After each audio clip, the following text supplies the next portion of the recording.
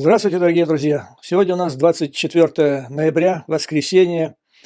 У меня такое впечатление, что сейчас мы играем в игру, которая называется «Кто первый моргнет».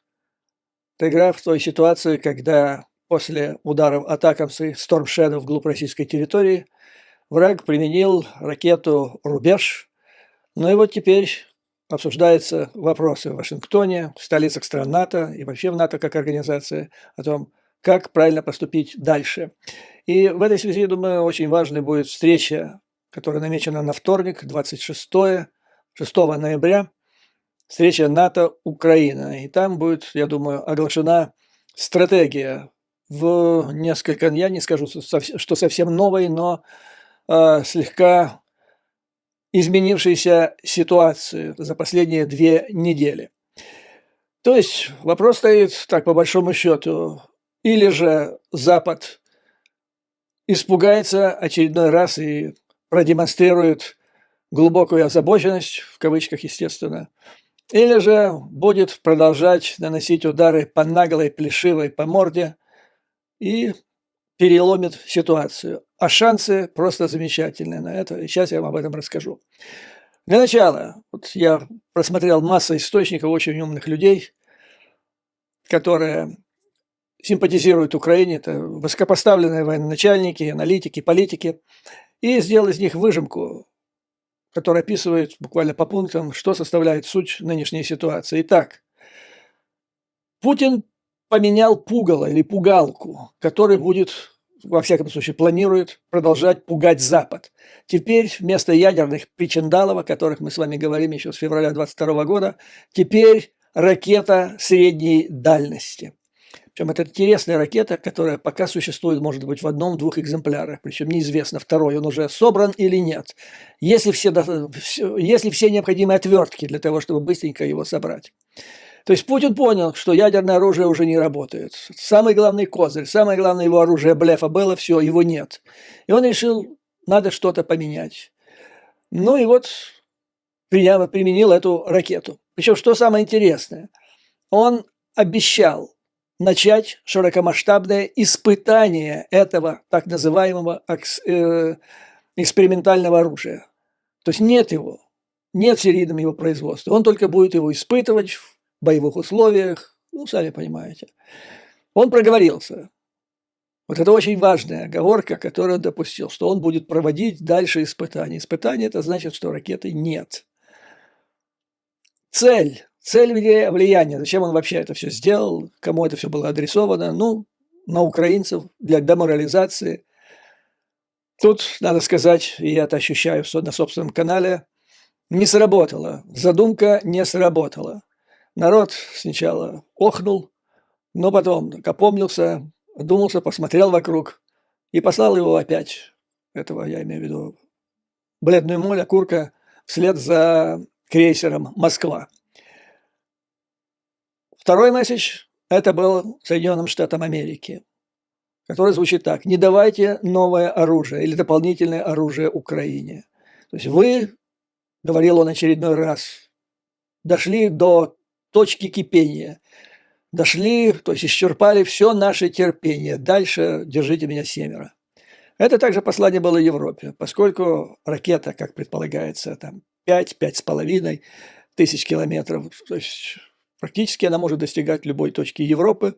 Это опять-таки месседж по Украине: не поддерживайте Украину, не давайте ей оружие, раз. Ну и я бы сказал, здесь просматриваются в отношении Европы и более широкие и амбициозные цели и месседжи. То есть это средства давления на Европу по такому кругу вопросов, как вообще границы стран НАТО. А не отодвинутся ли вам опять до 1997 года? Ну, вы помните, это тезис, который они вытащили на поверхность еще в ноябре 2021 года. Ну и выборочное, так сказать, оказание давления выборочного на отдельные страны Европы, чтобы внести, во-первых, раздрай, раскол между ними, а в отношении одних применять стык или палку, в отношении других морковку и так далее. Далее, впервые он дал понять более-менее ясно, что теперь Западу противостоит не только Россия, которая воюет против всего Запада, но фактически целый блок в составе Раши, Китая, Северной Кореи и Ирана. То есть он уже для себя сформулировал такое глобальное противостояние. И где находится Раша в этой четверке гнедых?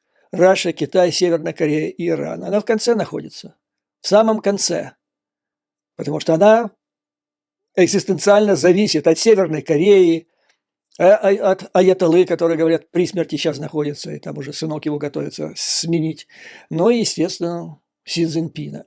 То есть Раша пристроилась паровозиком вслед за вот этой тройкой. Китай, я бы сказал, это все-таки приличная страна, но там все остальные это тройка отморозков. Дальше Путин представил все дело так, как будто, опять-таки, он не агрессор, это не он эскалировал ситуацию, это Запад сделал.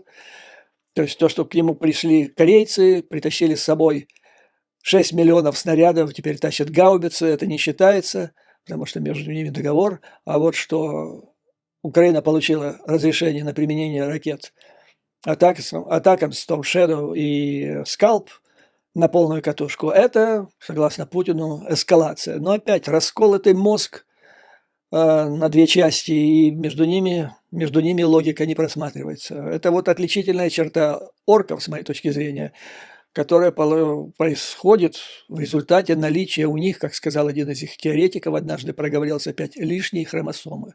А наличие лишней хромосомы, как говорят умные люди, это свидетельство идиотизма.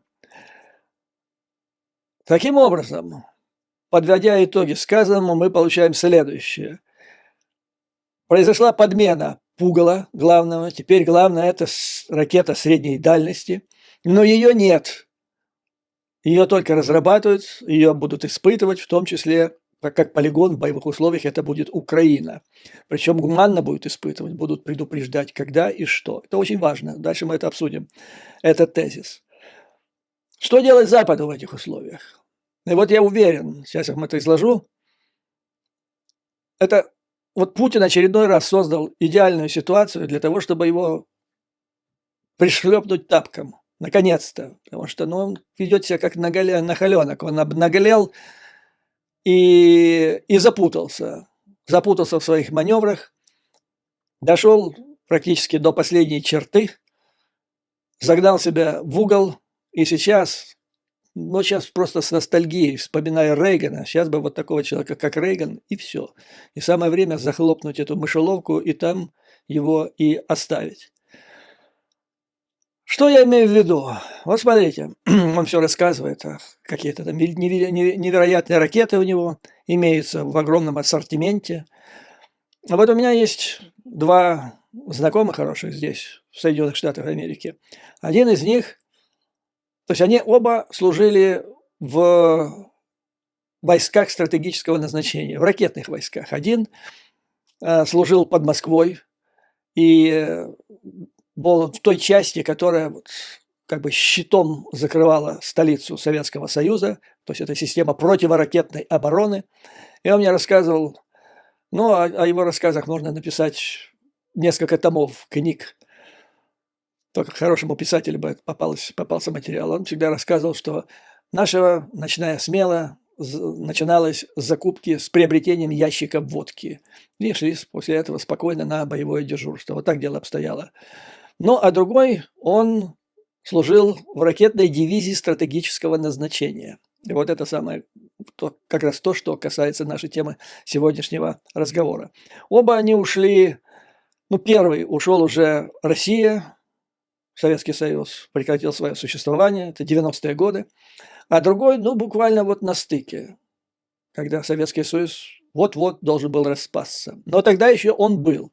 И тогда худо-бедно существовал какой-то порядок, существовала еще вооруженные силы той страны, которая участвовала в составе коалиции, победила фашизм. И вот что он говорил. Один из его рассказов, который я положил на бумагу, буквально зафиксировал. Итак, он служил в частях стратегического назначения ракетной дивизии. Был там шифровальщиком. Замечательная должность, потому что он знал столько, практически сколько командир части. Никто больше столько не знал. Вся же переписка проходила через него, шифровальщика. И вот однажды они делали учебный запуск. Запустили ракету, она взлетела и полетела куда хотела, а не на полигон, куда должна была, согласно замыслу и цели этих испытаний. А захотелось ей попасть в Алмату.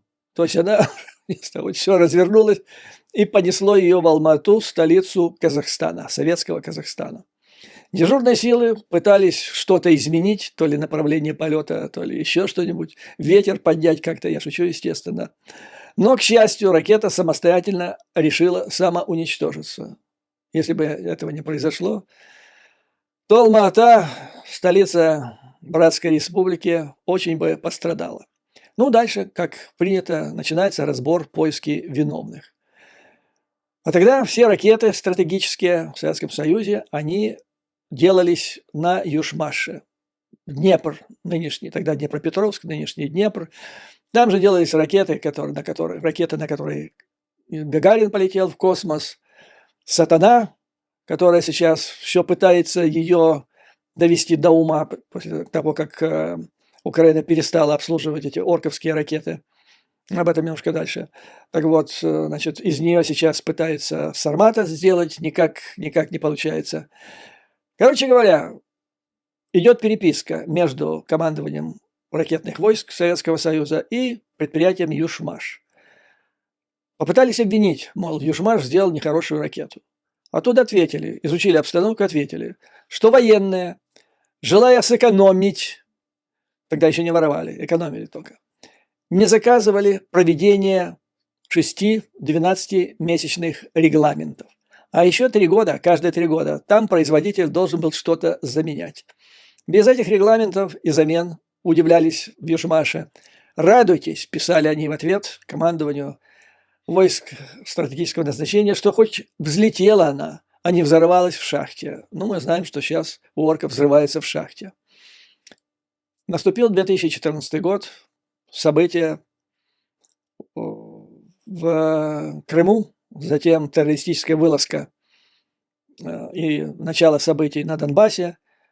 Президент Порошенко запретил наконец-то обслуживать вражеские межконтинентальные баллистические ракеты. То есть, вдумайтесь, значит, сколько времени прошло после распада Советского Союза, и весь этот ядерный щит и силы нападения Раши, они держались на Южмаше, вот, по которому сейчас, наконец, ударили они своим рубежом. Значит, Украина перестала обслуживать, поставила в известие Москву, Кремль, и там страшно удивились. Эти дебилы, понимаете, они удивились, что после Крыма, после вторжения в Донбасс, Украина вдруг сказала, что не буду обслуживать ваши стратегические ракеты. Они возмутились, они подали в Международный суд, арбитраж. И в 2017 году Стокгольмский суд вынес вердикт.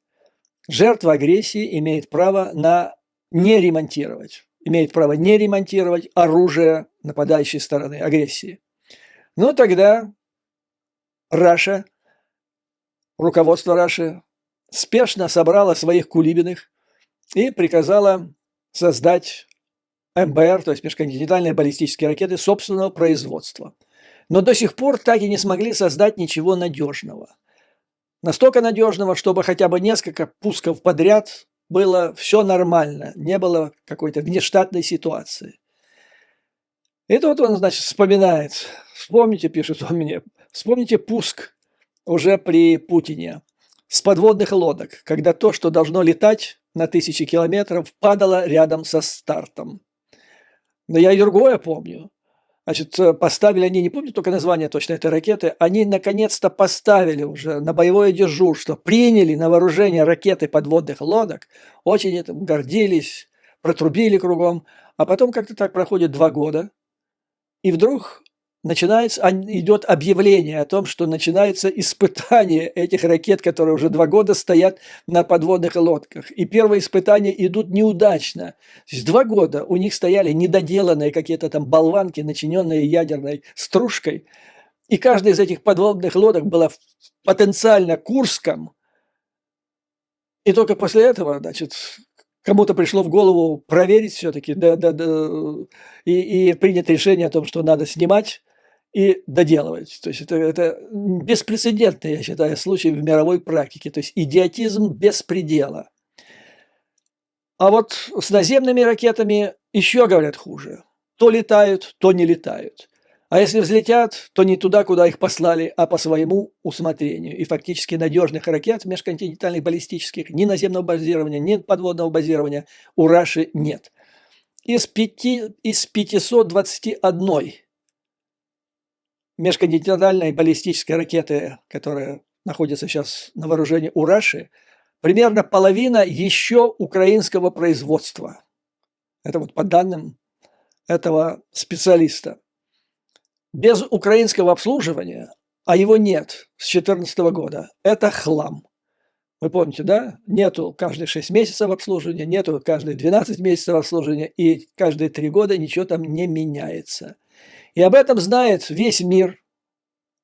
Имеется в виду под всем миром ядерные страны, прежде всего страны НАТО, США, Великобритания, Франция. И об этом знают сами орки, они все это понимают. И поэтому постоянно пробуют что-то натворить новое, понимаете? Чтобы ввести в заблуждение потенциального противника. Потому что противник знает, что Тополь-М – плохая ракета, он знает, что Ярс – плохая ракета, Синева – плохая ракета, а ему вместо этого бац, а теперь у нас не Тополь-М, а теперь у нас Ярс, а теперь бах, у нас рубеж и так далее. И так, надежда на то, что теперь в Вашингтоне подумают, ну раз рубеж, там, ну раз Ярс вместо Тополя-2, значит, может быть все нормально. А на самом деле это все то же самое, абсолютно то же самое. То есть способ вот это производства все новых и новых ракет – это не свидетельство силы, стабильности, это свидетельство того, что они так и не могут ничего сделать, чтобы просуществовало долгое время. Как у американцев, допустим, вот ракеты.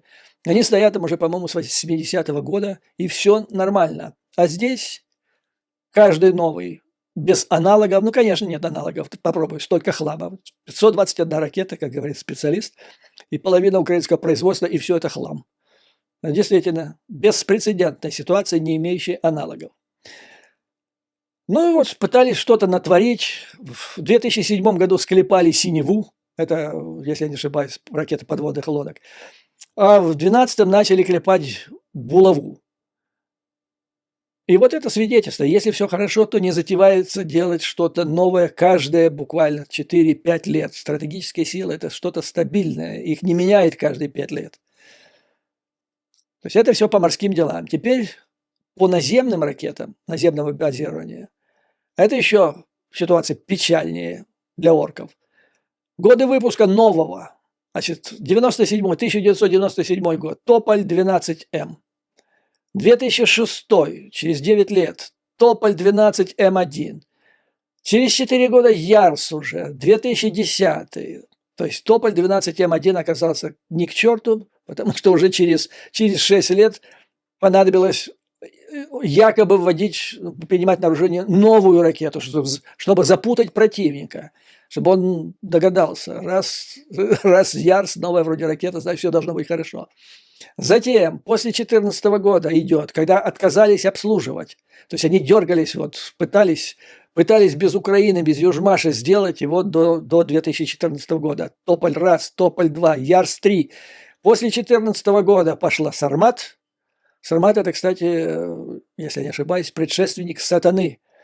Это Сатана, которая сделана на Южмаше, которая приводила во времена Советского Союза в ужас весь западный мир, которая работала, а Сармат пока, ну, я так предполагаю, что в основном, и мне сказал специалист, что в основном вся модернизация сводилась к тому, что боеголовки разной краской раскрашивали и разные названия на них изображали.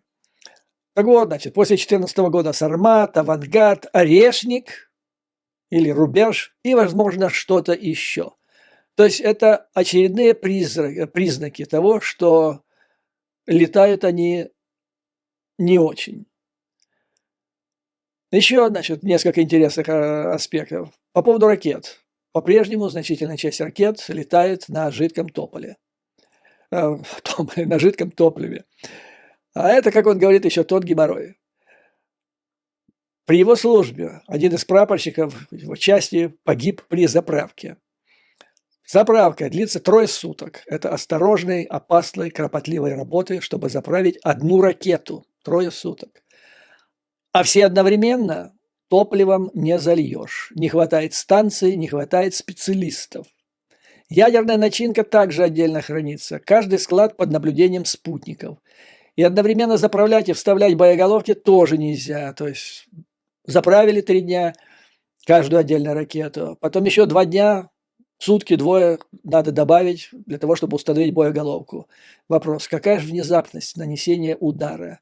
Мир будет иметь возможность через спутники минимум 4 суток на то, чтобы подготовиться своими ракетами на твердом топливе, которым только нужно указать, где находится бункер Пуйла, и нажать на кнопку.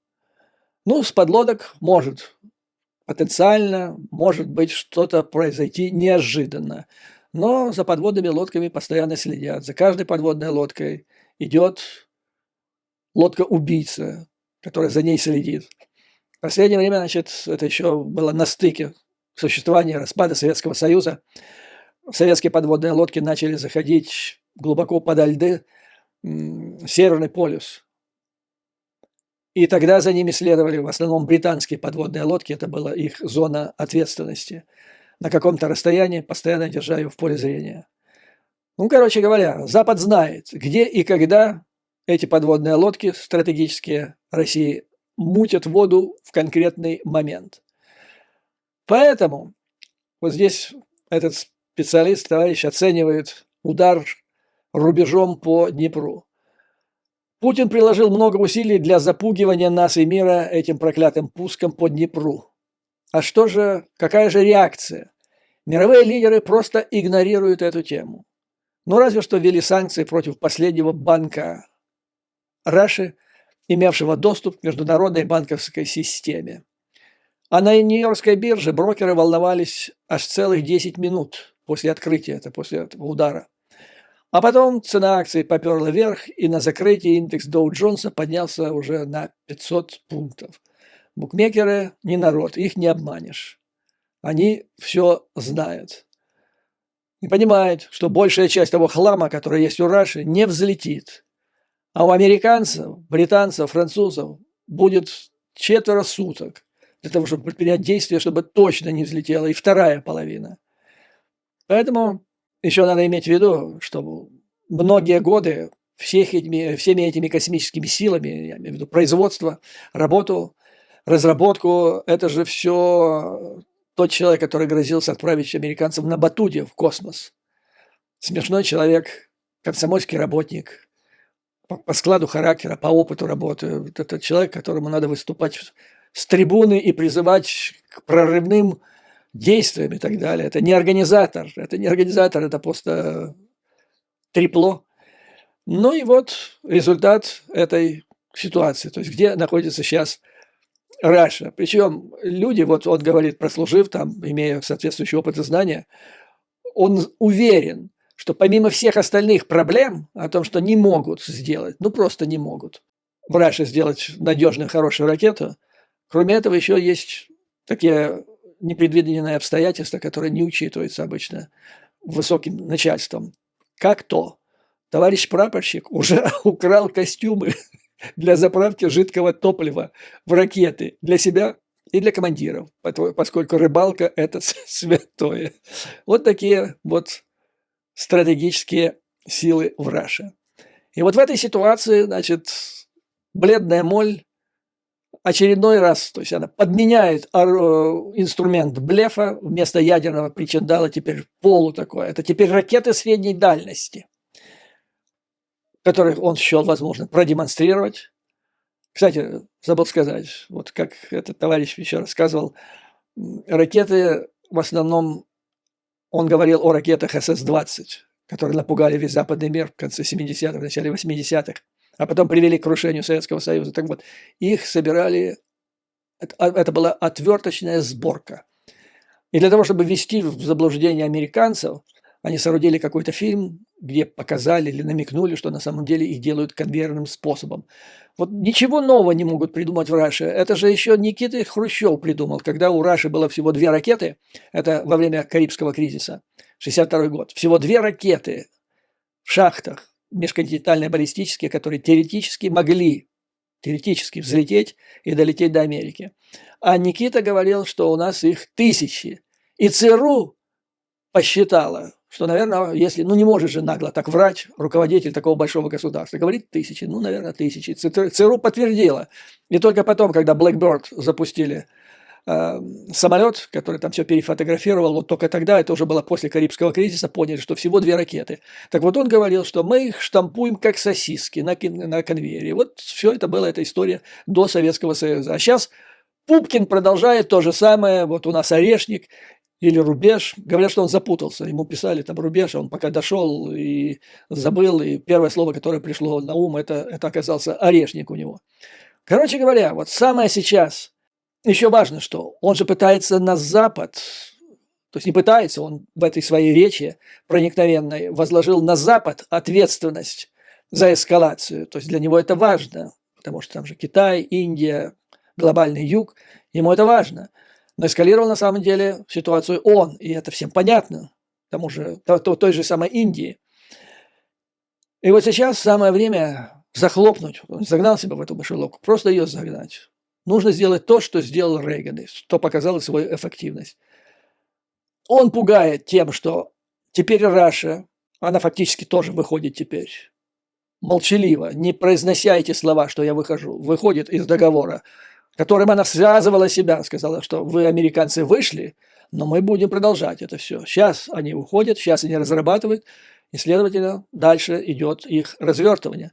Так вот, не дожидаясь этого, нужно развернуть американские ракеты средней дальности, тем более, что они уже есть, в отличие от пупкинского этого рубежа в Орешнике.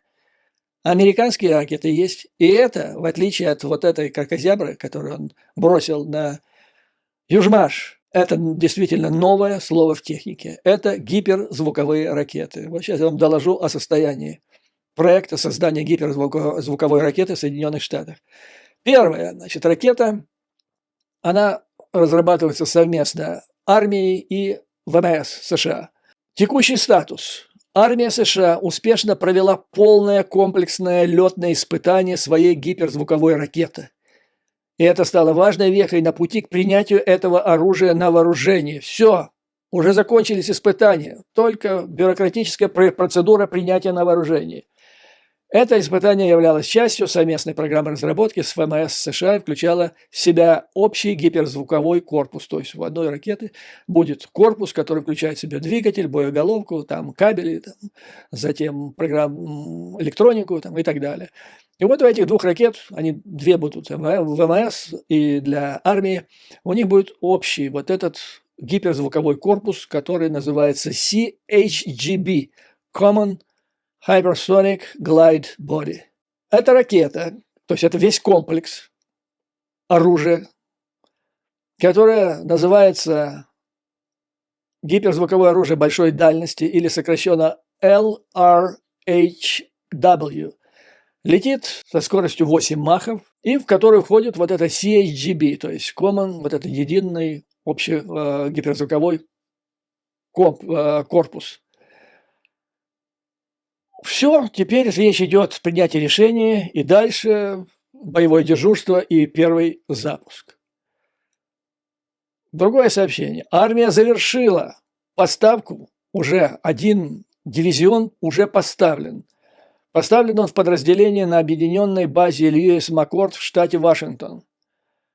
Но, как говорится, перед полным развертыванием, то есть не в одном дивизионе, а вообще в подразделениях армии США, необходимо провести дополнительные испытания. Ну вот, зеркальное действие. Пупкин вам объявил о том, что это было испытание в боевых условиях. Ну так произведите, сделайте то же самое. Сделайте то же самое в отношении своих ракет гиперзвуковых. Да, это настоящие ракеты. в отличие от того, что рассказывает Пупкин, потому что, согласно восприятию, то есть пониманию американцев, то, что находится на вооружении у России, это кинжал прежде всего, это не гиперзвуковое оружие. Гиперзвуковое оружие – это вот то, что они разработали. Это не то, что там запускается с самолета, то есть разгоняется на самолете, потом значит, она отпочковывается или отделяется эта ракета, и дальше уже с этой скоростью она идет и развивает скорость до каких-то махов. Или же боеголовки. Боеголовки – это вообще смешно. Он назвал гипероружие этот рубеж. Ведь известно абсолютно, что все эти боеголовки межконтинентальных ядерных ракет, когда они идут вниз уже на последней траектории, когда они входят в атмосферу, они развивают эту гиперскорость. То есть ее не надо создавать, она существует сама по себе, по природе. Как он говорил, там 10 махов, 11 махов. Это все полная ерунда. Гиперзвуковая скорость – это 5 махов. Это вот критическая, рубеж, так сказать. Почему 5 махов? Потому что для гиперзвукового оружия, настоящего оружия, нужен особый двигатель. Таких двигателей в Раше нет. И это двигатель, потому что предшествующий двигатель, он перестает работать, когда скорость превышает 5 махов. Нужен новый двигатель. В Раше это нет, потому что нет гиперзвукового оружия. А вот американское гиперзвуковое оружие, она запускается, ракета с установки типа как Атакамс, и она сама летит, и она сама с самого начала развивает. Ее не надо разгонять с самолета или запускать по баллистической траектории. Она стреляет так, как стреляет Атакамс. Вот вам и разница. И это все происходит на скорости 5 махов. Далее, значит, настоящая гиперзвуковая боеголовка или ракета, она должна маневрировать на большой скорости. Что касается, объявили, что МИРВ – это американское сокращение вот таких нескольких боеголовок индивидуального наведения, которые могут маневрировать, они не шибко могут маневрировать. То есть они, да, когда они отсоединяются от ракеты, они уходят в разные стороны, и, ну, может быть, какие-то плавные маневры и успевать совершать, но это не то, что надо американцам. А эти, они достаточно эффективно маневрируют, то есть действительно их нельзя уничтожить. Так вот, идея, я думаю, что вот с этим бы и поговорить с американцами, тем более сейчас президент такой, от которого ничего не знаю, что можно ожидать, развернуть пару экспериментальных комплексов где-то там на территории Польши, ну и использовать, показать, на что они способны. В конце концов, вот вам испытание в боевых условиях. Путин проводит, он посчитал, что это возможно для него на территории другого государства. Но теперь по просьбе украинского правительства Соединенные Штаты поставляют вот этот комплекс из штата Вашингтон или другой какой-то комплекс, и применение его на территории Российской Федерации или на территории тех, в общем, тех территорий Российской Федерации, которые контролируются Украиной или близ этого. Ну, в общем, там, где сейчас можно Атакамс применить. Вот, я думаю, и на этом все и закончится, потому что эти ракеты летят, дальность их полета где-то примерно 2500 километров. И все. И эту операцию можно назвать укрощение бледной моли. Она придет в себя в течение нескольких часов. Я имею в виду, придет в себя не от бешенства, а поймет, что игры закончились. И надо затевать что-то другое. Вот вам и вся теория, вся практика. По заявлению одной из последних представителей армии США, приближается вплотную начало эксплуатации первого подразделения дивизиона этих ракет. Мы очень близки. Наше оружие способно лететь со скоростью более 5 махов и может маневрировать на разных высотах. Интегратором системы вооружения, да, уже помимо ракет, уже заканчивается производство пусковой установки, уже грузовики, прицепы, центр боевых операций, все, что необходимо для уже непосредственно запуска, уже все изготовлено. И я предполагаю причину такого волнения очевидного, которое было написано на морде лица Путина, когда он произносил эту свою речь о запуске Орешника. по Днепру, потому что практически одновременно, вот 21-го же они, да, запустили эту ракету, а 20 ноября Reuters, агентство Reuters было осаждено представителями Кремля. Их тут я насчитал для одной статьи 8 штук представителей высокопоставленных Кремля доложили агентству Reuters, что Путин открыт для обсуждения с Трампом сделки о прекращении огня в Украине, пишет Reuters. Это Russians уже потом разгоняют вот эту информацию, которую они слили в Reuters. Москва может согласиться на заморозку по линии фронта, пишут уже рашинские средства массовой информации со ссылкой на Reuters, подчеркивая сами Russians. А накануне Кремль называл такую ситуацию неприемлемой. То есть еще накануне, за день до этого, Кремль не соглашался на заморозку вдоль линии фронта. Это было для них неприемлемо. И вот буквально накануне запуска своего орешника по Днепру Russians меняет свою позицию и говорят, что мы готовы на переговоры. 5 нынешних и бывших российских чиновников сообщили Reuters, что Кремль может в целом согласиться на заморозку по линии фронта. А еще 3 источника сообщило, что они могут, эти переговоры, проводиться также по поводу 4 бывших регионов Украины, ДНР, ЛНР, Запорожской, Херсонской области, которые якобы уже вошли в состав Раши, которые уже включены в Конституцию, и все уже, это святая, священная рашинская земля. А тут оказывается, что они и поэтому готовы вести переговоры. То есть, понимаете, какая ситуация?